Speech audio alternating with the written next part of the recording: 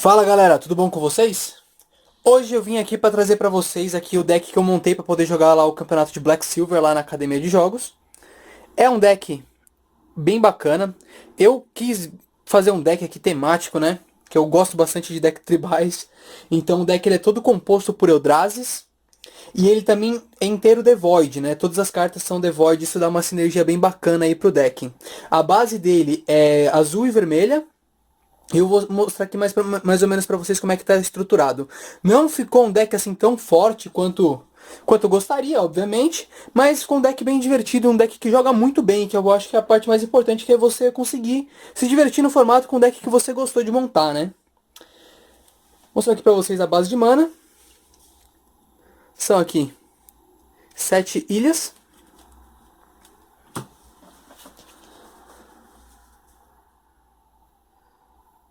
7 montanhas. Alguns corretores de mana, porque são importantes, né? Que tenho aqui 2 Lago Montanhês.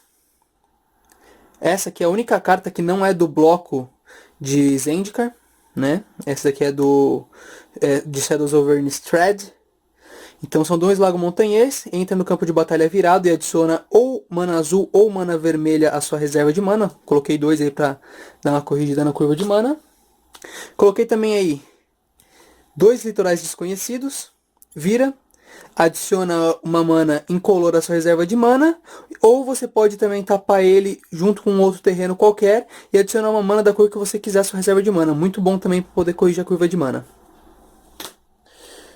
2 terras em desenvolvimento, vira, sacrifica e procura por um terreno básico e coloca no campo de batalha virado. Não, coloca no campo de batalha virado. Vou colocar aqui em português para vocês poderem ler. Não sei se eu tenho todas as cartas em português, tá, galera? Mas, sempre que possível, eu colocaria elas em português para vocês darem uma lida. E 2 cataratas flageladas. Vira, adiciona uma genérica à sua reserva de mana. E se você pagar 3 incolores e uma azul, você pode virar, sacrificar ela e comprar 2 cartas. Ela é muito bacana no late game, né? Eu coloquei isso aqui mais para poder ter card advantage. No late game, de repente, se seu deck já perdeu um pouquinho do gás, você estoura aí as suas cataratas flageladas e compra 2 cartas, o que pode ser uma ótima saída. Vamos agora ver as nossas criaturas.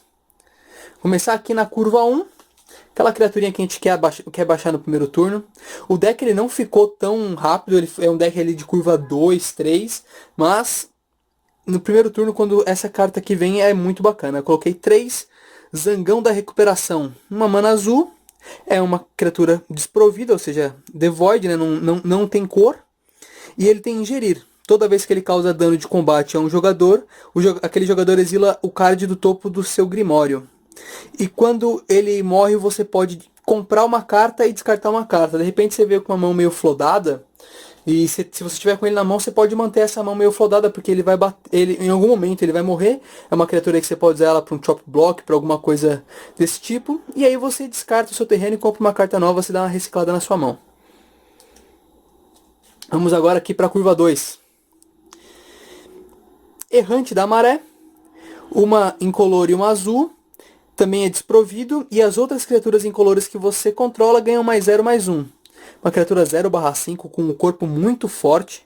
Acho que isso daí é uma vantagem bem bacana no turno 2 para você conseguir segurar alguns decks mais agressivos. E ele também aumenta aí a bunda das suas outras criaturas, elas ficam um pouco mais resistentes. Temos aqui o Intruso da Névoa. Mais uma carta aí da curva 2, né? Uma incolor e uma mana vermelha. É uma criatura também desprovida. Não possui cor. Tem voar, o que dá uma boa evasão para ela no turno 2. E também tem ingest, não ingerir. Ou seja, toda vez que ela causar dano ao oponente, ele vai exilar a carta do topo do Grimório dele. Criatura bem bacana aí. Estamos agora entrando aqui na curva 3. O Infiltrador Bêntico. Deixa eu pegar uma carta em português aqui para vocês. É uma criatura aí de 2 manas genéricas e uma mana azul. Também desprovida e também com ingerir. E ele não pode ser bloqueado, o que é muito bacana.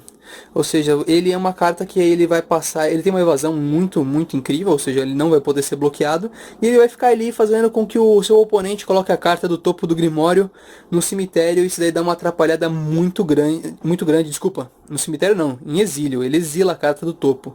Isso dá uma atrapalhada muito grande aí no decorrer do jogo dele.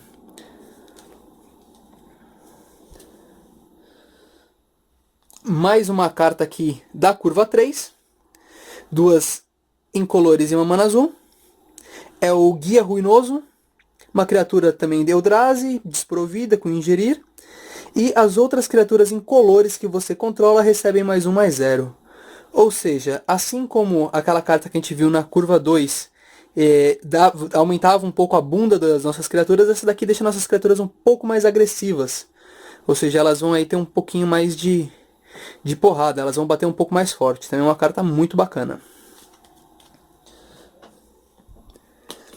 Ainda na curva 3, tem aqui o Agregador Vil.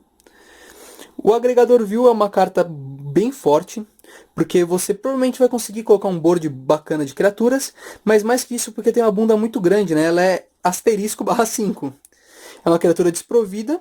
O poder dele é o número de criaturas incolores que você controla, ou seja, é de fato o número de criaturas que você controla, porque a gente só vai ter criaturas incolores. Ele tem atropelar, é uma coisa muito bacana, porque é muito sinérgico com ingerir. Porque toda vez que ele atacar, se a criatura que bloquear não conseguir segurar todo o dano que ele vai causar, sempre vai acontecer aqui o ingerir, e ele sempre vai conseguir colocar algumas cartas do seu oponente do topo do Grimório no exílio. Muito forte essa criatura também. Que deixei por último aqui na curva 3. Provavelmente a carta que faz o deck explodir é o Arauto de Kozilek. É uma mana incolor, uma mana azul e uma mana vermelha. Uma criatura também com desprovido. E as mágicas incolores que você conjura custam uma mana incolor a menos para serem conjuradas. Ou seja, ele diminui a sua curva das suas criaturas, você consegue castar mais criaturas no mesmo turno, você consegue fazer o jogo fluir muito rápido. Geralmente quando essa carta aqui entra no turno 3, você cospe sua mão na mesa no turno 4. Muito bacana, essa carta aqui provavelmente é a carta que mais desequilibra o jogo nesse deck. E aqui, sozinho na curva 6, está o Despojador de Ulamog, uma criatura incolor, né? Custa 6 manas incolores. E conforme ele entra no campo de batalha, você pode pegar duas cartas que estão exiladas do seu oponente e colocar elas no cemitério. Se você fizer isso, o Despojador de Ulamog entrará no campo de batalha com 4 marcadores +1/+1. Ou seja, vai ser aí 6 manas, ou 5 caso essa carta esteja em jogo, ou 4 caso tenha duas dela, o que é muito bacana. E vai entrar uma criatura 9/9 aí. E muito provavelmente esse cara vai ter pelo menos duas cartas em exílio, porque tem muitas cartas do deck com ingest, né? Agora faz um pouco mais de sentido o porquê de colocar o ingest. Isso aqui, nessas características, é muito difícil matar o cara por 1000, né? Vou mostrar agora pra vocês aqui encantamentos, mágicas instantâneas e feitiços. Coloquei aqui 3 desse encantamento, que é muito interessante. Eu coloquei ele porque como no... Eu supus que existiria algum deck de tokens, né? Geralmente os tokens são 1/1.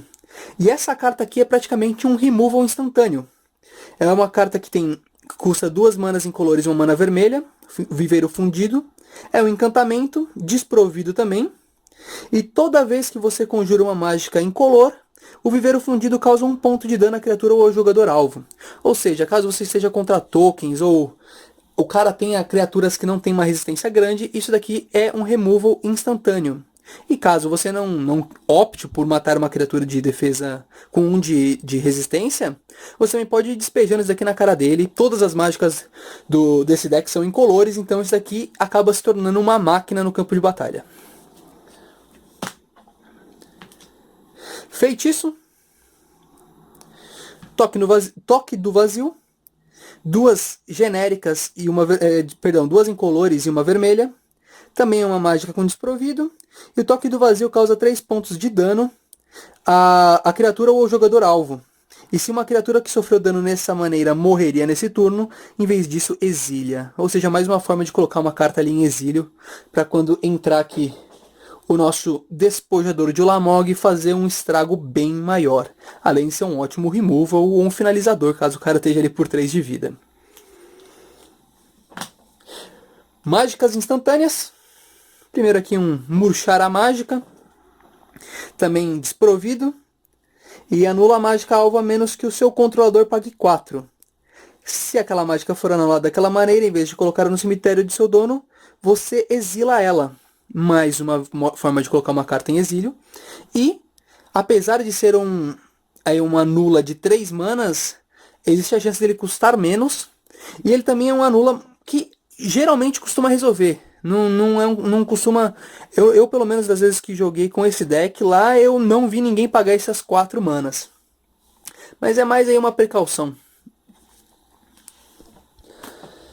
Nossa última mágica instantânea é Hemorragia da Realidade. É uma carta aí que custa uma incolor e uma vermelha, também desprovida, e causa 2 pontos de dano à criatura ou jogador alvo. Simples e direto, um removalzinho, ou então aí para complementar o dano que você quiser dar na cara do seu oponente.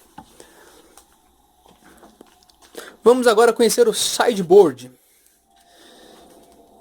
Nesse sideboard eu coloquei 3 Despedaçar o Vácuo. É uma mágica instantânea. Custo 3, uma incolor e 2 azuis.